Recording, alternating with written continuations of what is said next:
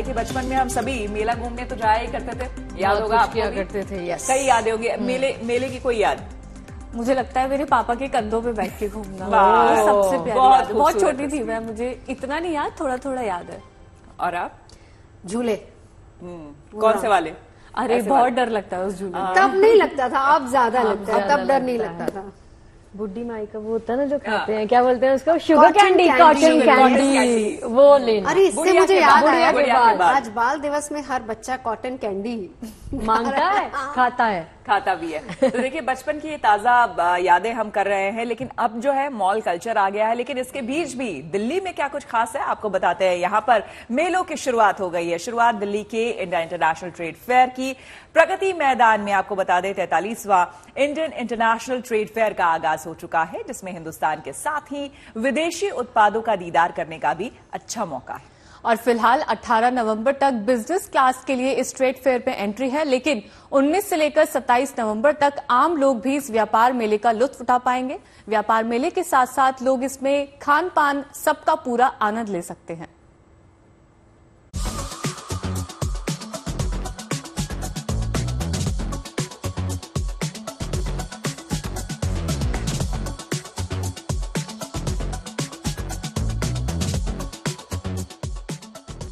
भारत मंडपम में पूरा हिंदुस्तान देखो। ये राजधानी दिल्ली में आज से शुरू हुए ट्रेड फेयर की तस्वीरें हैं, जिसमें देश के सभी राज्यों की हुनर की झलक दिखाई दे रही है। उत्तर से दक्षिण तक और पूरब से पश्चिम तक हर प्रांत का क्राफ्ट, तकनीक और इनोवेशन आपको यहाँ देखने को मिलेगा। इस बार दिल्ली इंटरनेशनल ट्रेड फेयर का focus vocal for local, local to global है, ताकि अंतर्राष्ट्रीय पटल पर भारतीय व्यापार और उद्यम की धाक और मजबूत हो सके। 27 नवंबर तक चलने वाले इंडियन इंटरनेशनल ट्रेड फेयर में चीन समेत 11 देश शामिल हो रहे हैं। हालांकि इस ट्रेड फेयर का आम लोग 19 नवंबर से दीदार कर पाएंगे। फिलहाल आज से 18 नवंबर तक सिर्फ बिजनेस क्लास के लोगों को एंट्री मिलेगी। इस ट्रेड फेयर में देश के सभी राज्यों के स्टॉल होंगे, जबकि कुछ विदेशों के स्टॉल भी होंगे। इस ट्रेड फेयर में हर दिन तकरीबन 1 लाख विजिटर्स के आने की उम्मीद है। विकसित भारत एट 2047 की थीम पर आधारित इस ट्रेड फेयर का लोग सुबह 10 बजे से शाम 7:30 बजे तक दीदार कर पाएंगे, जिसका ticket Delhi metro rail corporation यानी DMRC बेचेगा। मेले में एंट्री के लिए टिकट 55 मेट्रो स्टेशन पर मिलेंगे। आप ऑनलाइन और ऑफलाइन दोनों मोड में टिकट ले सकते हैं। दिल्ली सारथी mobile app, Bharat Mandapam mobile app, आधिकारिक ITPO वेबसाइट www.indiatradeffair.com और DMRC की वेबसाइट www.itpo.autopay.in से भी आप टिकट ले सकते हैं। इस बार टिकट की कीमत 80 रुपए रखी गई है। हालांकि दिव्यांगजनों को फ्री एंट्री मिलेगी। आप सुबह 10 बजे से शाम 7:30 बजे तक ट्रेड फेयर में रह सकते हैं, लेकिन आपको ये ध्यान रखना है कि शाम 5:30 बजे के बाद एंट्री नहीं मिलेगी।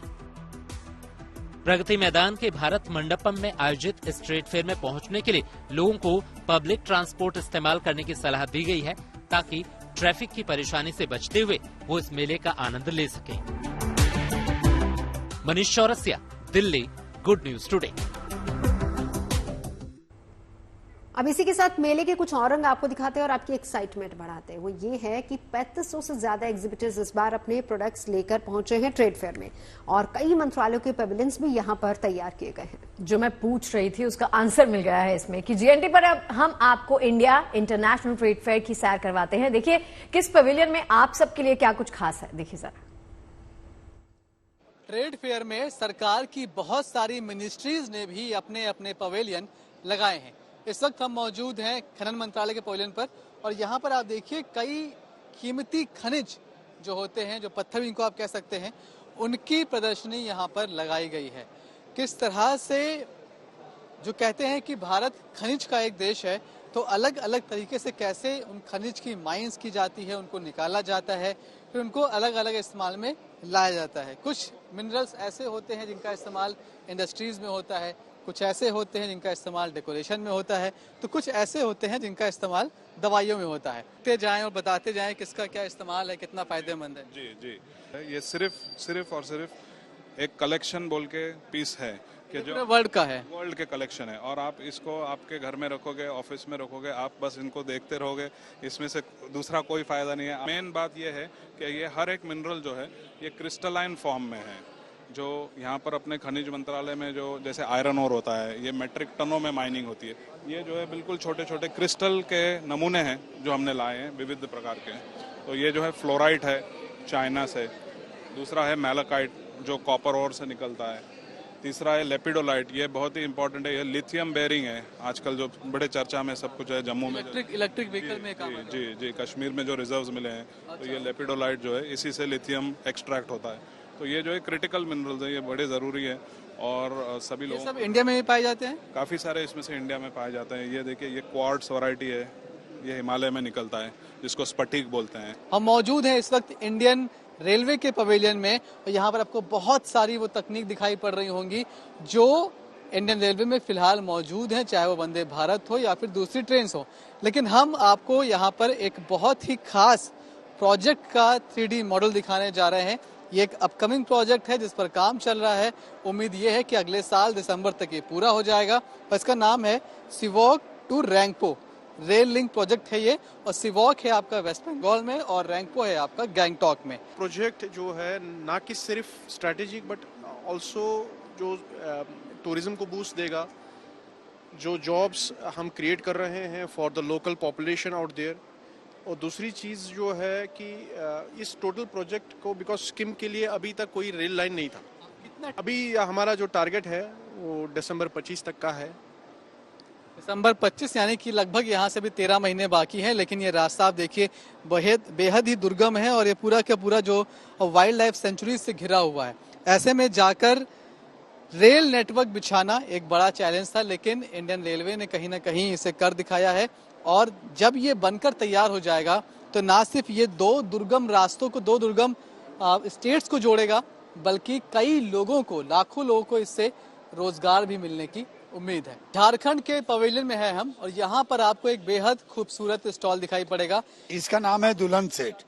अच्छा, इसका मार्केट में 1500 रुपए का सेल है, लेकिन हमारे काउंटर में 800 रुपए का है। आधे रेट पे आप बेच रहे हैं। अब आप बोलिएगा क्यों?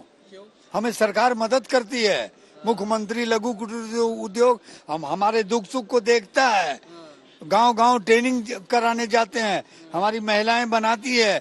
अगर हम इसको 800 में बेचते हैं तो हमारी गरीब महिलाओं को 200 मिलता है, हमको 100 रुपया मिलता है। क्या चाहिए हमको?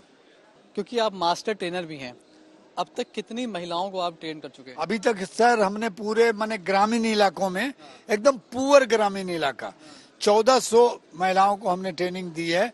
अब मोटा मोटी 1100 महिलाएं इस रोजगार से कमा के बेहद खुश है। बता रहे हैं कि किस तरह से ये रोजगार जो है चूड़ियों का, इससे महिलाओं को, खासकर झारखंड की महिलाओं को, जो इंटीरियर एरियाज थे उनकी महिलाओं को इससे जोड़ा गया है। इस वक्त हम झारखंड के पवेलियन में हैं और हमारे साथ गीता वर्मा जी हैं। ये आप ट्राइबल ज्वेलरी देख रहे हैं, और देखने में आपको लग रहा है कि ये बहुत बिल्कुल झारखंड का ही कोई लोकल प्रोडक्ट है, लेकिन इसकी डिमांड बड़े बड़े मेट्रो सिटीज में है। और अब ये प्रोडक्ट देश ही नहीं बल्कि विदेशों तक इसकी अच्छी खासी डिमांड रहती। कब से आप इस काम में लगी हुई हैं? 30 साल हो गया मेरा इस काम करते हुए। 30 साल हो गए। आप खुद ही डिजाइन करती हैं, खुद ही बनाते हैं, और मेरे साथ हम और लेडीज लोग को भी सिखाए हैं, वो लोग भी काम करती हैं, और इसी पर हमारा परिवार डिपेंड है। इसी से हम अपने बच्चे लोगों को पढ़ाई लिखाई, मतलब अपना घर का सारा काम इसी से करते हैं। 3 महीना पहले से हम तैयारी करते हैं, हमको ट्रेड फेयर जाना है, माल बनाते हैं, उसके बाद यहाँ आते हैं। मतलब साल भर से हम लोग उम्मीद लगा के बैठे रहते हैं कि ट्रेड फेयर हमको जाना है और वहाँ अपना माल बेच के और अपना करना है। जी हाँ। अच्छा, कृष्ण जी हैं, ये देखिए आप, कितने का है ये? ये 1200 का है सर। ये 1200 का बेच रही हैं गीता जी, और इस दावे के साथ बेच रही हैं कि आप दिल्ली में दिल्ली हाट जाइए या फिर जनपद जाइए, ऐसी बाजारों में जो रेट इसका लगाया जाता है उससे आधे रेट पर आप दे रही हैं। हाँ। ट्रेड फेयर के दौरान आपको बता दें प्रगति मैदान और उसके आसपास के इलाके में जाम लगने की संभावना है, लिहाजा ट्रैफिक पुलिस ने बाकायदा एडवाइजरी जारी की है। पुलिस ने लोगों से Bhairav Marg, Mathura road, ring road, Sher Shah road, Purana Qila root को अवॉइड करने की सलाह दी है। आईटीपीओ के गेट नंबर 3 और 7 के सर्विस लेन पर ड्रॉपिंग पॉइंट बनाए गए हैं। मथुरा रोड और भैरव मार्ग पर वाहनों को रुकने की अनुमति नहीं होगी। साथ ही पुलिस ने ट्रेड फेयर आने वाले विजिटर्स को पब्लिक ट्रांसपोर्ट इस्तेमाल करने की भी सलाह दी है और अपील भी की है। चलिए बात कर लेते हैं आस्था के महामेले की, क्योंकि प्रयागराज के में महाकुंभ की तैयारियां तेजी से आगे बढ़ रही हैं। पुलिस और प्रशासन ने श्रद्धालुओं की सहूलियत का पूरा इंतजाम किया है। जी हाँ, देखिए इस बार महाकुंभ में आने वाले श्रद्धालुओं को एआई चैटबॉट राह दिखाएगा। महाकुंभ 2025 ऐप के जरिए चैटबॉट श्रद्धालुओं को मेले से जुड़ी हुई सभी जानकारियां उपलब्ध करवाएगा।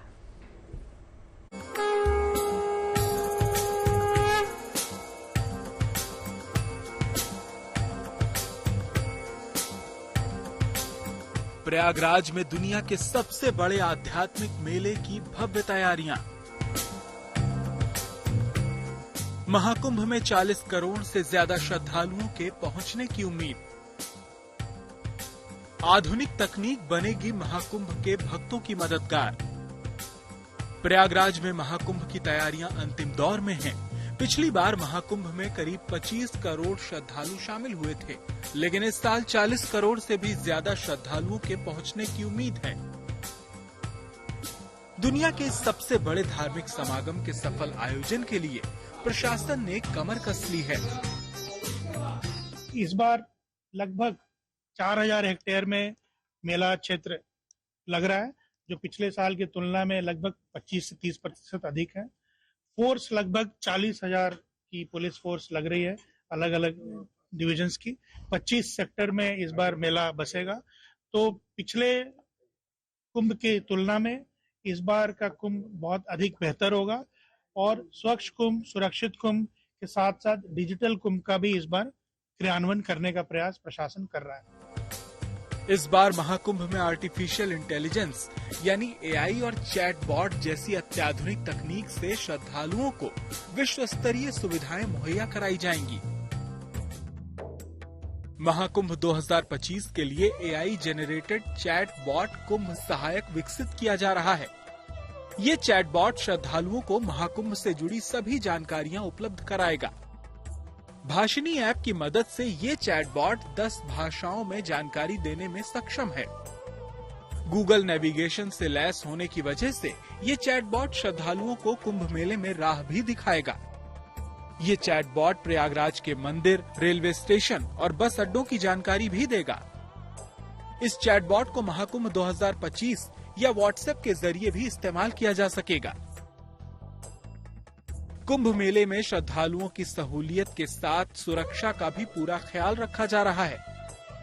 हम लगातार निगरानी रखेंगे और जो भी दर्शनार्थी या श्रद्धालु बाहर से आएंगे, बाहर के प्रदेशों से आएंगे, उसके लिए शासन द्वारा इस बार ऐसी व्यवस्था की जा रही है कि सभी चीजें ऐप पे अवेलेबल होंगी और भाषिणी जो ऐप है जिसमें अगर व्यक्ति अपना बात कम्युनिकेट यहाँ से करना चाहे और डिफरेंट भाषा का है तो उसमें अपने आप चीज़ें ट्रांसलेट हो जाती हैं, उसका अनुवाद हो जाता है, तो ताकि आने वाले जो श्रद्धालु हों उन्हें किसी प्रकार की कोई असुविधा न हो और रेल, रोड तथा वायुयान मार्ग से जितने भी हमारे श्रद्धालु आएंगे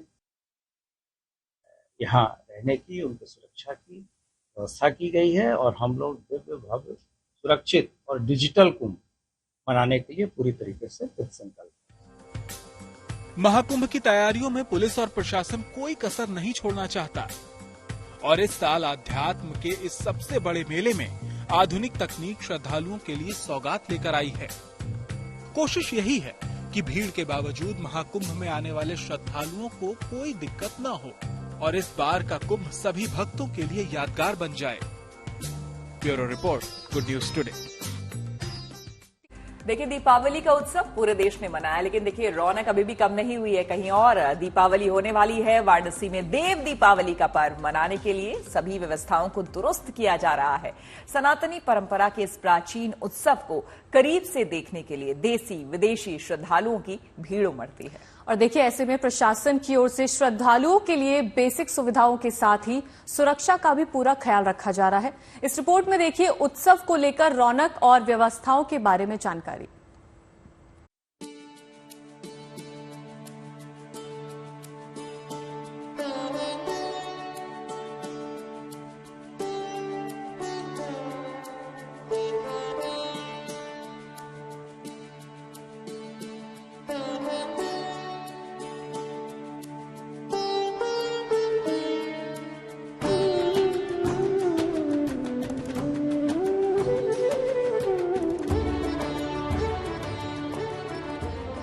दीपावली और छठ के त्योहारों के बाद संस्कृति परंपरा के जो पारंपरिक रंग अब बिखरेंगे, उस पर्व का नाम है देव दीपावली।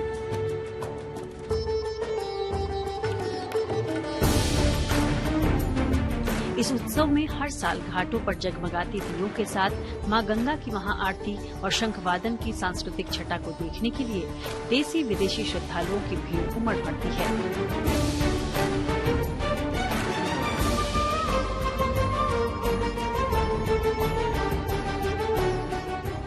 इस बार 15 नवंबर को देव दीपावली का पर्व मनाया जा रहा है। परंपरा के अनुसार जिला प्रशासन और कई समितियां देव दीपावली के आयोजन को लेकर हर साल कुछ नया करती हैं, जिसमें 17 लाख दिए जलाने की तैयारियों से जुड़ी दूसरी व्यवस्थाएं भी इस बार पूरी होने को हैं।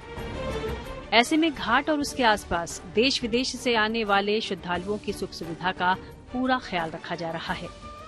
घाटों पे जगह जगह बैरिकेडिंग की जा रही है, जिससे कि दर्शनार्थी जो हैं वो नदी पे ना जाएं और कोई डूबने की संभावना ना उत्पन्न हो किसी की।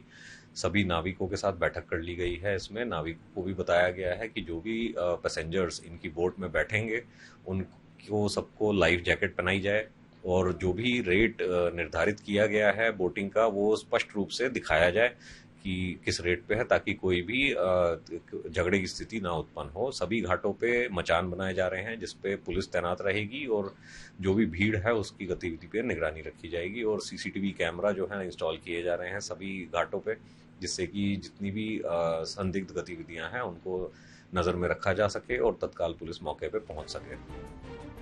वहीं इस महा उत्सव के दौरान सुरक्षा व्यवस्था पर भी प्रशासन का पूरा फोकस है। इसलिए एनडीआरएफ, पीएसी और बाढ़ राहत दल की तैनाती के साथ शहर को नो फ्लाइंग जोन में डाला गया है। इसमें एनडीआरएफ, पीएसी, फ्लड कंपनीज और बाढ़ राहत दल कई इसमें आए हैं। पुलिस फोर्स पर्याप्त यहाँ पे मिला है और यहाँ पे भव्य आयोजन कराया जाएगा। क्योंकि वीवीआईपी मूवमेंट रहेगा और लाखों की भीड़ रहेगी, तो उसमें सिक्योरिटी के दृष्टिगत नो फ्लाइंग जोन का निर्णय लिया गया है। यकीनन बनारस के साथ ही देश में इन दिनों उत्सवी बहार है। हर ओर खुशियों का उल्लास चरम पर है और इस दौरान व्यवस्था और सहूलियत देने की जिम्मेदारी प्रशासनिक मशीनरी पर है। भले ही दीयों की संस्कृति का ऐसा उत्सव पूरे देश में इन दिनों नजर आ रहा है, घाट घाट खुशियों के दिए जलाए जा रहे हैं, लेकिन काशी में देवताओं वाली ये विशेष दिवाली अपनी प्राचीन परंपरा की खुशबू से देश दुनिया को महकाने में सफल हो, इसको सुनिश्चित करने के लिए यहाँ की प्रशासनिक मशीनरी कोई कोर कसर छोड़ना नहीं चाह रही। वाराणसी से रोशन जायसवाल के साथ bureau report, good news today. देखिए, एक चर्चा ना हमेशा रहती है, हमेशा होती, घर हो बाहर हो, लड़कियों की शादी की उम्र क्या होनी चाहिए, इनफैक्ट लड़कों की भी, लेकिन स्पेसिफिकली आज मैं लड़कियों की पूछूंगी। मुझे लगता है कि आपकी राय 25 से ऊपर होनी चाहिए। 25 21 या 21 से ऊपर। देखिए, चर्चा तो हो रही है 21 की, अब 18 से 21 की बात हो रही है। लेकिन अच्छा आप बताइए, बिकॉज आप अभी सही मुझे लगता है कि जेन ज़ी हैं और आपकी राय काफी मायने रखती है कि क्यों बढ़ानी चाहिए, मतलब वैलिड रीजन क्या लगता है? ना तो एक लड़की को थोड़ा समझ आ जाता है कि उसके लिए कैसा पार्टनर ठीक होगा, कैसा नहीं। पहले क्या होता था कि आपके पेरेंट्स ने जो चूज किया आपने उससे शादी कर ली, उसको हम गलत नहीं कह रहे, लेकिन अगर आप खुद भी एनालाइज करोगे कि आप किसके साथ एडजस्ट कर सकते हो, तो वो ज्यादा मैटर करता है। शादी लंबी जाएगी, खुश रहेंगे दोनों लोग। बहुत अच्छी बात है। हाँ, मैच्योरिटी आ जाती है। बहुत वैलिड बात है, बहुत अच्छा पॉइंट है। तो देखिए, इसी को लेकर चर्चा बहुत ज्यादा हो रही है। फिलहाल लड़कियों की शादी की जो न्यूनतम उम्र है वो 18 साल तक है, जिसे अब बढ़ाकर 21 साल किए जाने पर विचार हो रहा है। आपको बता दें कि इस मामले में संसद की स्थायी समिति में मंथन होगा। महिला और बाल विकास मंत्रालय और दूसरे विभागों के संबंधित अधिकारी संसदीय समिति की बैठक में मौजूद रहेंगे। बहरहाल शादी की उम्र क्या हो, इस मामले में देश की बेटियां क्या सोचती हैं, खुद उनकी जुबानी सुनते हैं। अभी के जनरेशन में देखा जाए तो लड़की को खुद मतलब डिपेंडेंट होना चाहिए, किसी के ऊपर ये नहीं करना चाहिए कि वो मतलब रह पाएगी कि नहीं। और 21 तो अभी सही है, लेकिन अभी क्या होता है देखिए। इस तरह से दिन ब दिन देख रहे हैं कि घटनाएं घटित हो रही है, चाहे हमें आम जीवन जीने में जितनी संघर्ष करनी पड़ रही है उसके अनुसार तो 24 से 25 तो होनी ही चाहिए, जिससे और उच्च शिक्षा प्राप्त कर सके और अपने लक्ष्य को प्राप्त कर सके। ये सही है क्योंकि 18 साल दोनों के लिए होना adult, as we think that वो तो एडल्ट हो ही रहा है। सिर्फ मैरिज के लिए 21 क्यों हो, 18 should be the similar age for both the genders. हाँ। तो देखिए, इसी पूरे मामले पर जिसकी हमने चर्चा की है, इस मामले पर जरूर देखिए GNT स्पेशल शाम 6 बजे। बिटिया रानी 21 में सयानी। देखिए, शादी की उम्र की बात छिड़ी है तो अब शादियों के सीजन की बात कर लेते हैं। शादी विवाह में सबसे ज्यादा खरीदारी किस चीज की होती है? गोल्ड की, सोने के गहनों की। लेकिन सोने की कीमत बहुत ज्यादा होने से लोग शादी के लिए अक्सर लाइट वेट सोने के गहने भी काफी पसंद करते हैं, और इसके लिए लोगों के पास काफी ऑप्शंस हैं और ऐसे गहनों की खरीदारी भी खूब हो रही है। यहां तक कि 4 ग्राम में पूरा सेट भी मिल जाता है। देखिए एक खास रिपोर्ट।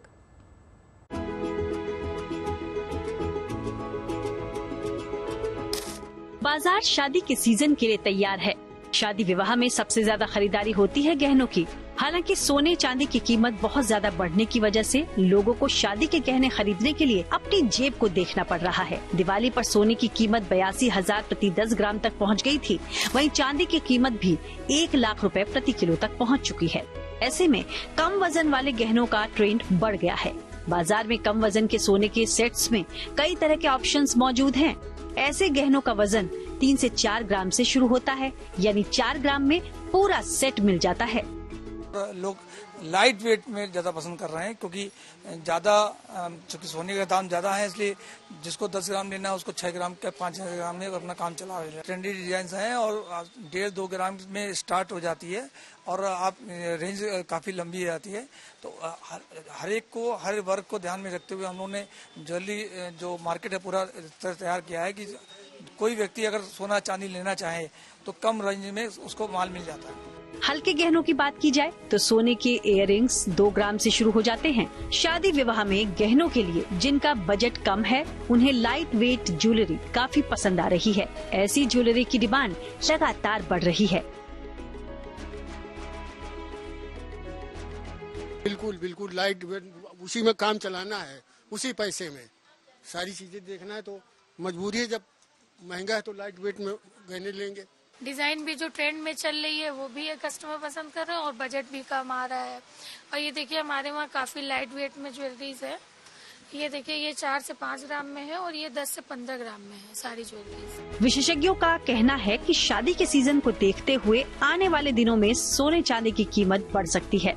शादी में वर वधू दोनों पक्ष एक दूसरे के लिए गहनों की खरीदारी जो करते हैं, वहीं कुछ रस्में ऐसी भी होती हैं जिसमें सोने के गहने दिए जाते हैं। इसके लिए बहुत हल्के और ट्रेंडी गहनों की डिमांड है। इस बार कीमत बहुत ज्यादा है, इसलिए कहा जा रहा है कि जो सोने की कीमत लोगों की पहुंच से बाहर हुई है, लेकिन सोना खरीदना है जिनके घर में शादी है, इसके लिए पूरे मैरिज सीजन को किस तरह से सोने के गहने लाए जाएं इसकी भी तैयारी है। और जिस तरह से बहुत हल्के और ट्रेंडी जो ज्वेलरी है सोने की, गोल्ड ज्वेलरी वो भी है, लेकिन एक ऑप्शन के तौर पर हमने देखा था कि सिल्वर को भी देखा जा रहा है। तो यानी लोग गिफ्टिंग ऑप्शन जो है वो सिल्वर में ढूंढ रहे हैं, यानी चांदी भी आप गिफ्ट कर सकते हैं, लेकिन इसके अलावा सोने चांदी के गहने जो लाइट वेट के हैं उनको लोग पसंद कर रहे हैं। इस मैरिज सीजन में ये ट्रेंड अभी देखने को मिल रहा है। वीडियो जर्नलिस्ट संदीप दुबे के साथ शिल्पी सेन, लखनऊ। आप कह रहे थे आपको भी गल में खिचखिच हो रही है थोड़े दिनों से, वही हाल है ना सबका, प्रदूषण स्मॉग। प्रदूषण, लेकिन प्रदूषण से दिल्ली की सांस तो फूल ही रही है। हम सबको भी गले में, जैसे हमने बताया, खिचखिच हो रही है, सबको परेशानी है। लेकिन अब घबराने की बात नहीं है। अब दिल्ली एनसीआर को प्रदूषण से राहत मिलने वाली है और ये गुड न्यूज दिया है मौसम विभाग ने। जी हाँ, वेदर डिपार्टमेंट का ये कहना है कि शुक्रवार से दिल्ली के मौसम में थोड़ा सा चेंज होगा। इलाकों में प्रदूषण के चलते काफी परेशानियों का सामना करना पड़ रहा है। दिल्ली एनसीआर में AQI 400 के पार बना हुआ है, जिससे लोगों की सेहत पर असर भी देखने को मिल रहा है। अगर हम पिछले कुछ सालों के ट्रेंड की बात करें तो कई बार देखने में आया है कि आमतौर पर दिल्ली और एनसीआर का AQI 500 के आसपास बना रहता है, जो कि बेहद गंभीर रहता है। अगर हम अभी की बात करें तो हम कर्तव्य पथ पे मौजूद हैं और यहाँ पीछे आप देखिए राष्ट्रपति भवन है, लेकिन चारों तरफ आपको धुंध ही धुंध, धुआं ही धुआं नजर आएगा। ये पूरा पॉल्यूशन है जिसने इस पूरे इलाके को कवर कर रखा है। आमतौर पर पहले कोहरे की जो तस्वीरें होती थी वो अब स्मॉग के रूप में ले लिया है। इस तरीके से पूरी दिल्ली में आप देखिए तमाम जो आपको पेड़ों के बीच में आपको चारों तरफ धुंध ही धुंध नजर आएगी। बुधवार से दिल्ली एनसीआर में ठंड और कोहरे की एंट्री हो गई है और मौसम विभाग ने कहा है कि आने वाले 1-2 दिन तक कोहरे का असर रहेगा। विशेषज्ञों के मुताबिक दिल्ली में पोल्यूशन बढ़ने के लिए भी ये मौसमी बदलाव ही जिम्मेदार है। घने कोहरे, हवा थमने और तापमान गिरने से हवा में मौजूद प्रदूषण के कण एक तरह से जाम हो गए हैं। यही वजह है कि दिल्ली में बुधवार को अचानक AQI 400 के पार चला गया। आज भी कुछ ऐसे ही हालात बने हुए हैं। घने कोहरे ने पूरे इस समय उत्तर भारत को घेर रखा है और जाहिर है प्रदूषण चूंकि पहले से ही ज्यादा था, इस कोहरे के चलते वो भी नीचे सेटल है, तो ऐसे में AQI वायु की जो गुणवत्ता है उस पर भी असर पड़ा है। आपको खराश की समस्या हो सकती है, बाहर वर्कआउट करते हैं तो उस पर भी प्रभाव पड़ सकता है, लेकिन अगर कोहरा बढ़ा तो यातायात व्यवस्था पर भी असर पड़ेगा। रिपोर्ट के मुताबिक दिल्ली में प्रदूषण की सबसे बड़ी वजह गाड़ियों का धुआं है और पराली भी है। ट्रांसपोर्टेशन सेक्टर से बहुत ज़्यादा आ रहा है, बिकॉज ये है कि ट्रैफिक बहुत हैवी है और जो बाकी सोर्सेस हैं जैसे इंडस्ट्रीज़ हैं, उसके बाद कंस्ट्रक्शन आता है, उसका थोड़ा कंट्रीब्यूशन होता है, परंतु ज़्यादातर जो कंट्रीब्यूशन दिल्ली के क्षेत्रों से है वो है कंबशन सोर्सेस, यानी जो जिस भी क्षेत्र में फ्यूल जलाया जा रहा है या कुछ कूड़ा जल रहा है। हालांकि उम्मीद है कि इस हफ्ते के आखिर में यानी शुक्रवार से हवा चलेगी और हवा की स्वच्छता में सुधार होगा। दिल्ली से हिमांशु मिश्रा और आशुतोष मिश्रा के साथ bureau report, good news today. और बात करते हैं नेकी की रैंप वॉक की, जो हुई गाजियाबाद में, जहां पर फेमिना मिस इंडिया विनर्स ने कैंसर के खिलाफ जागरूकता अभियान के लिए रैंप वॉक किया। Femina Miss India Nikita Podwal और Femina Miss India first runner up Rekha Pandey और Femina Miss India second runner up इस दौरान कैंसर अवेयरनेस के लिए वॉक करती नजर आई। इस दौरान फेमिना मिस इंडिया निकिता पोडवाल ने कहा कि उन्होंने कैंसर पेशेंट्स की कहानियां सुनकर बहुत कुछ सीखा है।